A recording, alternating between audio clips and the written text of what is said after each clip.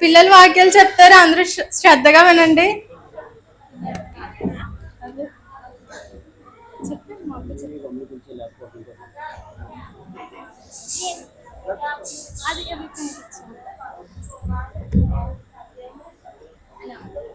దేవుని నామానికి వందనాలు.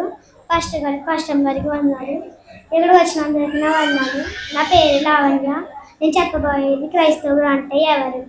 1 ప్రేమించువాడు, 2 క్షమించువాడు, 3 ఆదరించువాడు, 4 సర్వం ఆశించని వాడు, 5 కీడుకు ప్రతి కీడు చెయ్యవాడు, 6 మాట ఇచ్చి తప్పని వాడు, 7 మేలు చెయ్యవాడు, 8 తప్పించువాడు, 9 దీర్ఘశాంతం కలిగిన వాడు, 10 అహంకారం లేనివాడు.